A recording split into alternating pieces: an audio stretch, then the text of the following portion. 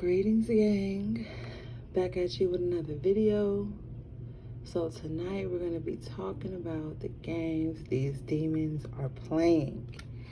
Basically, how they play the game, all right? So we're going to talk about a few ways. Let's jump right in. So, ultimately, a demon's main goal is power of attention. They need attention. That's how they spark you first. That's how they get in. It's either gaining your attention or giving you theirs.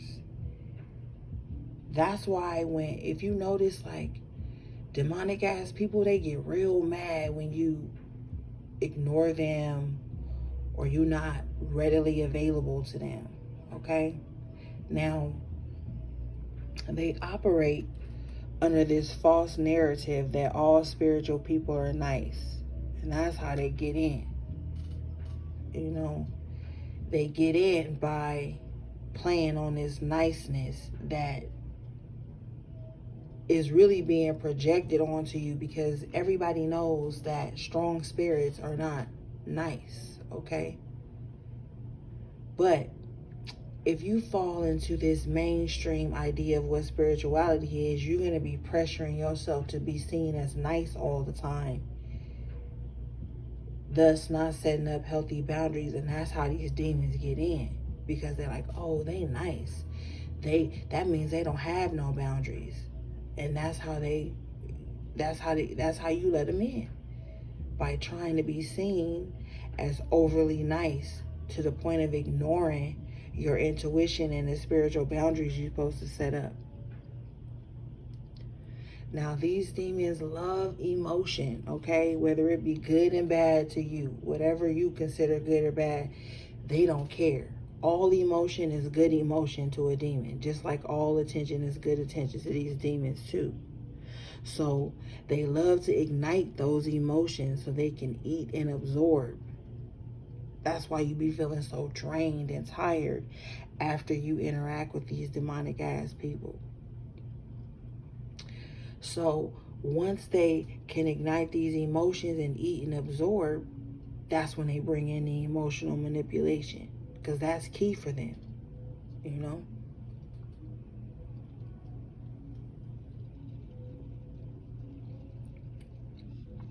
These demons, they also pander to you in a way that makes you want to sacrifice your autonomy for the sake of whatever cause they're presenting at the time. But it's actually a faulty attempt to put you in servitude for them.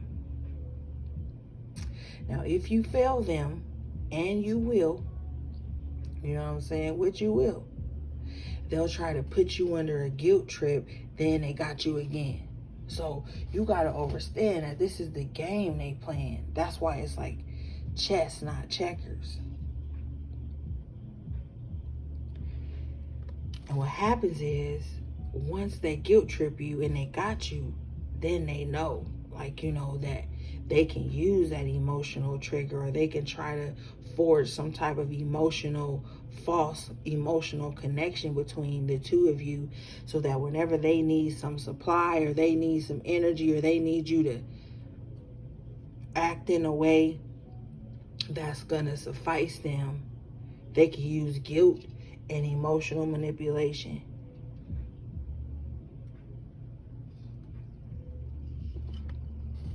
Now, when the guilt trip and emotional manipulation doesn't work, they use passive aggressive energy to shake your foundations. What's that mean? It's many things in this passive aggressive energy.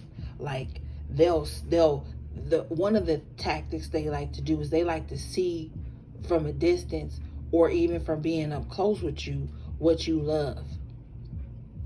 They'll attack what you love to do. It could be like a hobby, a career, or whatever it is. They'll use that in a passive aggressive way to like say something to you about it, just to shake your foundation on it, to make you feel like instead of doing what you love, you should be up under them. You know what I'm saying? And then that passive aggressive energy turns into they'll only love you or support you or be around you if you're doing the things that they love and not the things that take attention away from them. Because remember, the top of the thing here is power of attention. That passive aggressive energy that shakes your foundation is taking your attention off the things that you're supposed to be building and doing and placing it on them. And that's what they want ultimately, you know?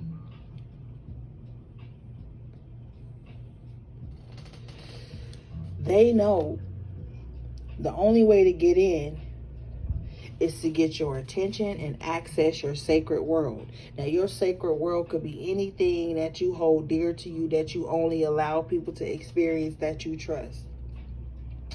Your sacred energy could be some type of ritual shit you do on your own. They'll see that on a Tuesday at 5 o'clock, you always go like sit in nature or go to the park or something. They'll try to like compete with that. But that's part of your sacred world. So they want to get in and got to gain access to your sacred world so that they can gain some type of control. Now, once they gain access to your sacred world, they can fill out your weak spots or your vulnerability.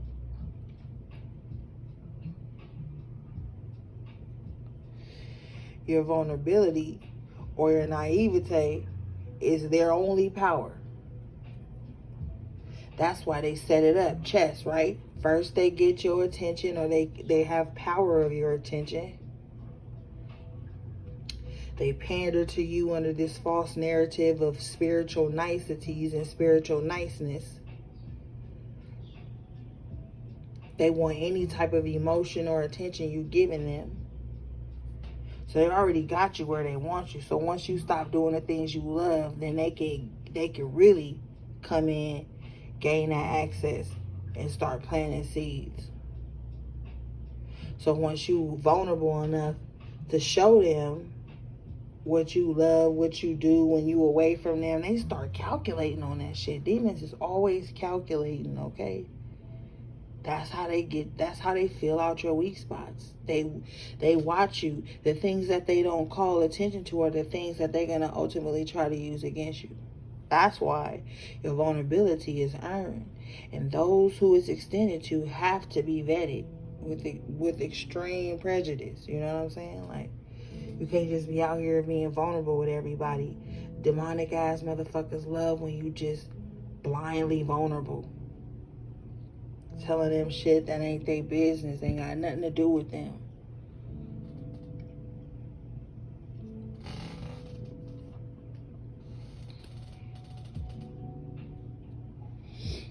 Now, you'll notice these demons or agents, whatever you want to call them, because they both, you'll notice them because like they'll lead with their insecurities, but subtly though, you know what I'm saying? Real subtle, like that. They do that as ways to ease you into the role they've prepared for you to play. For example, you could deal with somebody who got control issues on top of abandonment issues, on top of anxious attachment shit. They'll lead in with that. You'll see it in little subtle ways.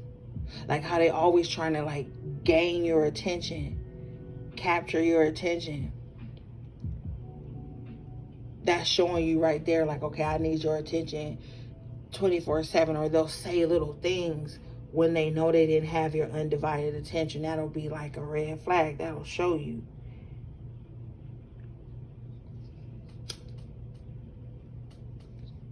And that's just an example, because they got many ways they play. Because a lot of them are smart. They play the role of an empath and know how to gain access to your emotional triggers and shit like that.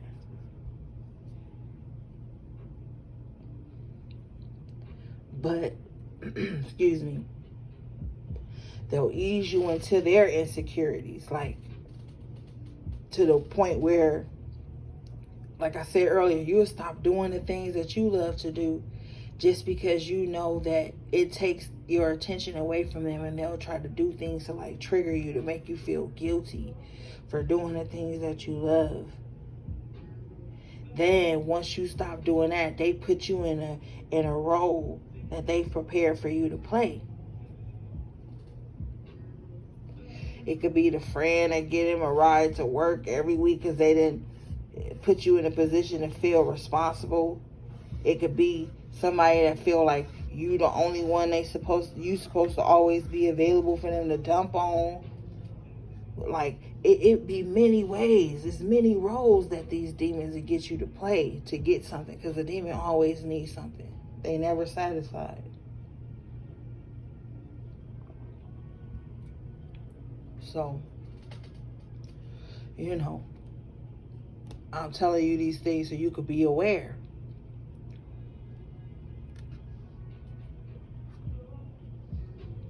Now, once they get you, once they get in, they can make you play like their little demonic game that's always set up for you to lose or owe them your energy and attention.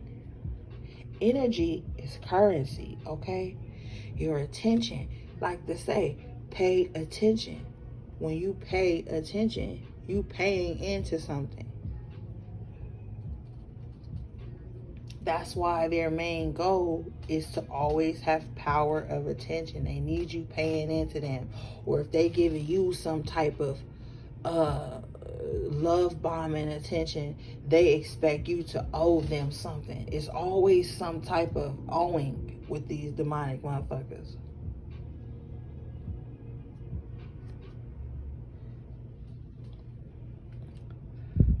And when all else fails, they resort to spiritual manipulation if they didn't do that in the first.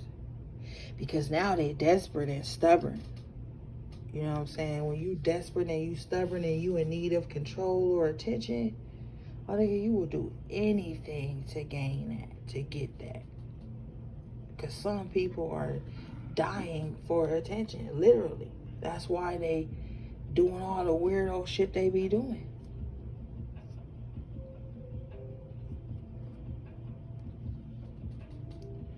The thing is that they do all this stuff because they're desperate and stubborn, and ultimately stinging themselves in the end. Because these things come to an end.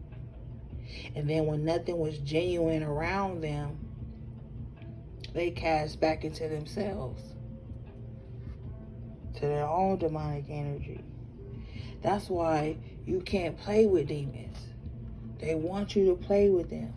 Oh, have witch wars with me, wizard wars with me, word wars with me, evil eye wars with me. They want you to have some type of war with them so they can pull you in and make you play the game. Okay? It's chess, not checkers.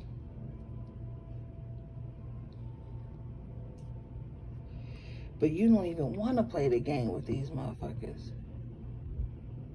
You want to be so in your own power that they end up playing with themselves. To the point where they run their own mind crazy. Because they're going to be thinking like you playing the game with them.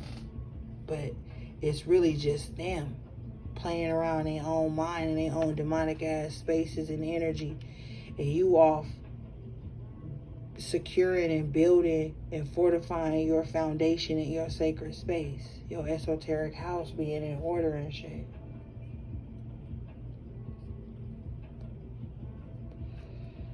Alright, gang, that was just a little quick message for you. Stay on top of your shit. Don't be easily swayed by flattery and fucking, little demonic games. Don't be led into that. You got shit to do. Stand on your square, and your foundation will remain strong. Because once you let these demonic entities and people into your sacred space, they want to tear it down from the inside. That's why they always want to get close too fast and have so much access to you without earning that, and have so much vulnerability from you without earning that, and having some type of title in your life with not even showing you that they can stand still and stand firm with you. Like, no. All right, gang, I'm out of here. Sending you love, peace, and balance.